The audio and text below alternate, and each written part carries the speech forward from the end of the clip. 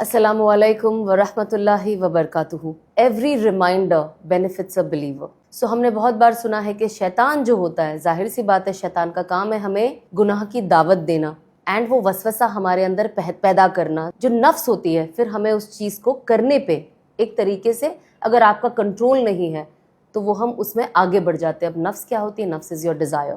तो जब शैतान होता है ना, जैसे कि हम सब जानते हैं कि हर शाम उसकी एक महफिल होती है जहाँ पे वो अपने सारे छोटे मोटे जो उसके बच्चे चेले जिसे हम कहते हैं वो इन सब के साथ बैठता है और इन सबको पूछता है कि तुमने क्या किया. कोई कहता है मैंने किसी से ये करवा लिया गुनाह, मैंने किसी से जुआ खिला दिया, मैंने किसी को शराब पिला दिया, गद्दारी करवा दी, गंदी चीज़ों का इस दुनिया में सोच सकते हो. उनको वो बताते हैं जो ये काम करते हैं. उसके बाद जब एक शैतान उठता है और जब वो आके कहता है कि हमने मियाँ बीवी में झगड़ा लगा दी, वो खड़ा होता है और उस शैतान को इतनी शाबाशी देता है कि असल काम ने तो तूने किया है मेरा.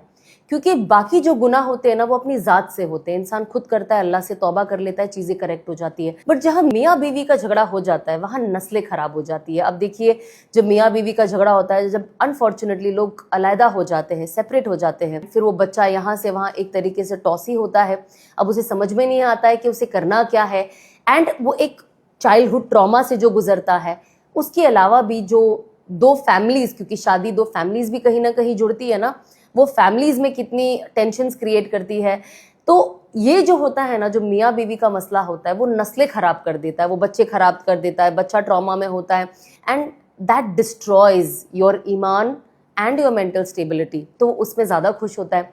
दूसरी जो चीज़ है वो कोई भी तालिब इल्म जो होता है, जो अल्लाह का इल्म सीखना चाहता है, वो उसे गुमराही पे लाता है. बिकॉज जब वो गुमराही पे आता है तो जब आप सीखोगे नहीं तो आप कुछ समझोगे नहीं, और जब आप समझोगे नहीं तो फिर आप अपनी आने वाली नस्ल को या अपने घर वालों को कैसे वो चीज़ सिखाओगे. तो वो उनको ज़्यादा गुमराह करता है. जब ये दो चीज़ को देखते हैं तो हमें रियलाइज़ होता है कि इस चीज़ पे इसका फोकस क्यों ज़्यादा रहता है. इसीलिए रहता है बिकॉज इसके अंदर destruction is more compare to एक इंडिविजुअल का किसी कोई चीज़ का गुनाह करना. एक चीज़ और भी जब मैंने पढ़ी थी और सुनी थी तब आया था कि जब शैतान होता है ना, जब जो नेक बंदा जो जाहिल होता है, जाहिल इन द सेंस अगर आपको इल्म नहीं है दीन का इतना, तो वो आके कहता है कि अरे तुम कितने अच्छे हो, तुम्हारी सारी चीज़ें अल्लाह ने कबूल कर ली, तुम तो कबूलियत में हो. वो तुमको इस सारी चीज़ों का धोखा देता है. लेकिन जो इंसान इल्म सीखता है वो कहता है अल्लाह ने कैसे बता दिया, अल्लाह ने तो कहा है हर चीज़ का फ़ैसला, तुम्हारी इबादतों का फ़ैसला, तुम्हारी ज़कात का फ़ैसला, तुम्हारी नमाज़ों का फ़ैसला, हर अच्छी चीज़ जो तुमने दुनिया में की है ये कबूल हुई है या नहीं ये तो तुम्हारे मरने के बाद पता चलेगा, ये तुम्हारी आंख बंद होने के बाद पता चलेगा. तो एक तालिब इल्म जो होता है ना, या जो सीखता है दीन, चाहे आप आलिम हो, हाफिज़ हो या आप एक नॉर्मल लड़की हो लेकिन आप दीन सीख रही हो, तो आप जब ये सीखते हो तो आपको पता है कि ये शैतान का धोखा है हमें बताना that we have already succeeded और हम ऑलरेडी सक्सेसफुल हो गए हैं in terms of Deen, in terms of अल्लाह को राज़ी करने में. तो इसीलिए शैतान इन दोनों के पास ज़्यादा जाता है. तो हम कोशिश करें इन चीज़ों से अपनी हिफाजत करें.